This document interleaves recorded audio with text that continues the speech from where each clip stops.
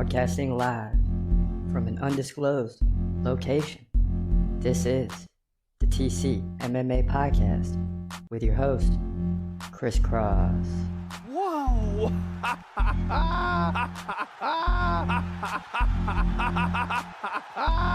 Dana White privilege. Let's go, baby! Let's go! Let's go! Let's go! Let's go, baby! Dana White privilege. Privilege.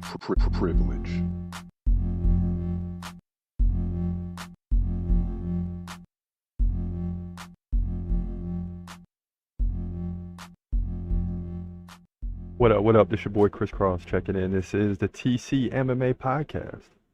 We are back with the last show of the week, pending any major announcements tomorrow, which there very well possibly could be. Maybe have to do a quick podcast tomorrow, because still in the news is McGregor versus Chandler. Up in the air. Cryptic messages from both McGregor and Chandler fuel speculation that their UFC 303 fight is off. Ariel Helwani saying otherwise, so we'll have to wait and see. Again, as we said for the last 3 days, how this thing is going to play out. Back to that story in a moment, for sure. Also, UFC fans divided as Tough 33, Tough, the Ultimate Fighter, 32, I should say, coach bans rehydration. In other words, drinking water during controversial training segment, saying, we don't drink water. I'm not surprised at all. I'll tell you why in a moment. Also, Alexander Volkanovski keen on UFC return, even as exact plans up in the air. And he believes he's getting a title shot. We'll have to wait and see. Also, Jared Cannonier, this performance this Saturday night in the main event is going to raise my stock. This guy's stock is rising fast. Yep. And I think if he does win, it would raise his stock. Why not? We talked about that yesterday.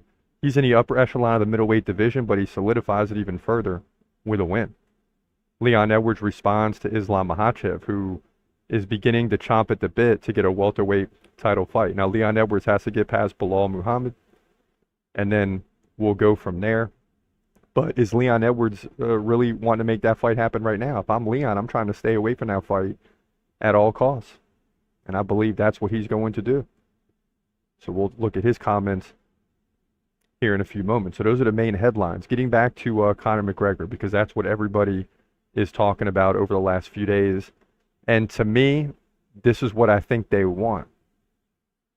All these cryptic messages may be for nothing, right? Just to get us amped up. I don't know. But when McGregor's involved, all this stuff is possible. Or there could be some real stuff going on. The UFC's affiliated now, in some way under the same company as the WWE, which obviously is going to drive drama ahead of the fights, right? Even more so than the UFC. So can the UFC look for ways to drive drama? Do they really need to do it with McGregor and Chandler? No. But McGregor's known for that stuff, man. So who knows? Chandler saying on Instagram, if you're looking for me, I'll be out in Tennessee. No way out of the life we chose. Walk on. See you at the top. So reportedly, Michael Chandler left training camp, right? That's what it would seem like on the surface, right? He also went on to say the ultimate measure of a man is not where he stands in moments of comfort and convenience, but where he stands at times of challenge and controversy. And that comes from Martin Luther King Jr. I love it. Hashtag UFC 303. So yesterday we spoke on what messages McGregor left, and really they're all cryptic. It could be something, it could be nothing, right? If it turns out, the only wrench in all that is the fact that they canceled the press conference. So, again, maybe it's something, maybe there's nothing. Hard to say at this point. They may have had to cancel the press conference for whatever reason, right? That was out of their control, logistics, all that stuff we talked about yesterday. And now they're just amping it up further. Like maybe they know the fight's happening and they're both going about their business, but they're amping it up and not giving us enough information one way or the other. So we're running around scrambling, talking about this stuff and speculating. I wouldn't be surprised for 1 minute when it comes to McGregor in this situation. Whoa! I mean, you just never know what's happening. But to me, this fight's going to happen for sure. I mean, it's got to happen. People are pumped up about this thing. Let's go, baby! So to me, this fight is happening. You know, we'll just have to wait and see how it plays out. You know, we'll have to wait and see how it plays out. So as we march forward in the news, UFC fans divided as Tough 32 coach bans rehydration during controversial training segment. We don't drink water, says Valentina Shevchenko. Right? And are you surprised? Are you surprised that Valentina Shevchenko said that? I'm not surprised one bit. Right? I think sometimes in America, you know, we change on how we view things, which obviously you got to be providing water to athletes. But it doesn't mean other countries are going to change right away with us. It's just like a tough mentality. You don't drink water, you rehydrate later, we're practicing.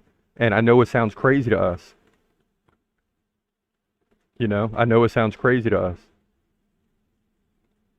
Because we've made changes. We've made changes in sports like football. We've made changes in other sports. We've limited practice times. We've scheduled practices when it's not hot. Some other countries are still old school. It's like, hey, we're practicing and that's it. It doesn't matter. You know, you better come to practice ready.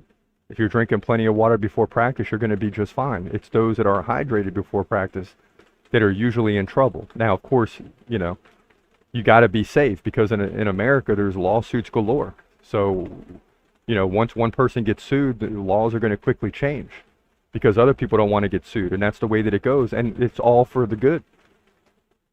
I mean, obviously, you got to be for that type of stuff. But the reality is other countries are old school. They're not necessarily going to make changes like that. They're still old school mentality. And I can't go against that and say that's a bad thing. That's just the way it is. We train, we work hard. We're not stopping to drink water every 3 minutes, right? That's kind of what Valentina Shevchenko is saying. And most of the response against this is going to come straight out of America. Please believe it.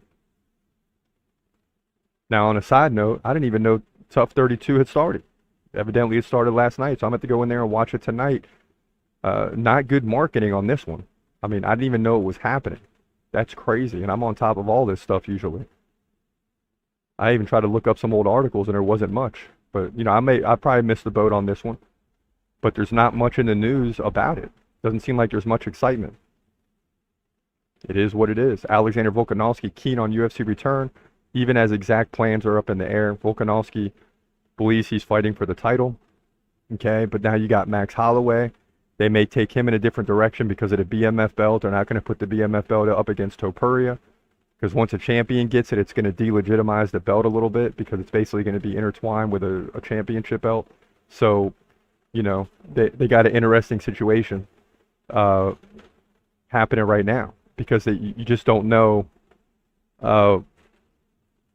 you know, how it's going to play out with Max Holloway, who he's fighting. Alexander Volkanovski is going to be fighting Topuria. So it is what it is. Huh? I've been talking to her. Messenger. Yeah. As we move on, Jared Cannonier says this performance is going to raise his stock. Right? This performance is going to raise his stock. This guy's stock is rising fast. And of course, he's talking about the fight against Makhachev in the main event. Middleweight division is on fire right now, ladies and gentlemen. It's just at the height. I mean, because we're going to have 5 dudes after Hamza fights Whitaker. And I know it's not what we want to hear as Hamza fans, but yeah, if Jared Cannonier wins, it raises his stock, and he should be pumped up and motivated because when you start to look back at his resume over the last 2, 3, 4 years, he's got one blemish in there, and that's to Adesanya for the belt. He didn't fight well there, but everywhere else, he's fighting pretty well. So he's got to be motivated for this fight, and I can't wait to see it. We got Cannonier winning, despite him being 40. You know, he knows the time is now. He's going to pull off the victory, in my opinion. Leon Edwards responds to Islam Makhachev, saying, I welcome it. I welcome the fight. I feel like we both have work to do within our divisions. He just fought his first actual lightweight. First defense against an actual lightweight.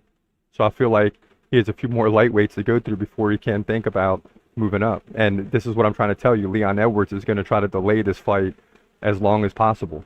You know, hopefully Islam loses, or at least delay him a year or two. Maybe Leon Edwards at that point talks about going up. I don't think he wants to fight Islam. You know, I think he wants to enjoy his title and his division for a while. And if the lightweight champ is going to come up, you know, yeah, he's got 14 straight wins and he's cleared out the division, but I'm going to try to delay him as long as possible. And he knows everyone's talking about the Sarukian fight. You know, so Islam's going to have to fight Sarukian. That's just the bottom line. He also goes on to say, but if we both go on this long reign, then why not? We can run it in the future. We both have similar age, 30 years old, so we'll have time to get it done for sure. This is assuming they both keep winning. So Leon Edwards is doing the right thing. Try to delay this thing as long as you possibly can, and go about your business, man. You don't need. Who wants to fight the number one pound for pound guy in the world and potentially lose the belt? I just don't see that happening. iTunes weighing in the chat says, how would Hamza finish Whitaker, Chris? KO. Because I think Whitaker is going to go in there thinking he's going to take me down. I think Hamza's just going to light him up in this fight. You also got Whitaker a little nervous, trying to motivate Hamza, you know, reminding him, like, hey, remember, this is a 5-round fight. You know, take it easy a little bit at the beginning. So he's going to go in there and, you know, Hamza's a specialist in terms of reading people's minds, I believe. He's getting better at that. He's got to be as time goes on, right? Whitaker's been doing this for ages. Hamza's getting better at feeling his opponents out, and he can feel that Robert Whitaker's concerned with that. King Terzi says, Chimaev will run through Rob, man. Yes. Yeah, he's going to run through him. Mr. Softy MMA says 2 weeks away from Chimaev's first round submission. Yep, that could happen too. You know, I think that's always a possibility, for sure. But I think Hamza's going to KO him. Werewolf MMA says Chimaev by KO round 1, similar to GM3 fight. That's what I think too. And that was crazy because Gerald Mearshart is a beast, and he went in there and KO'd him in 17 seconds. Right? People don't want to talk about that when they were saying he never had a middleweight fight. They don't want to talk about that. Right? They want to skip over that one. Hamza's never had a middleweight fight. Okay. So,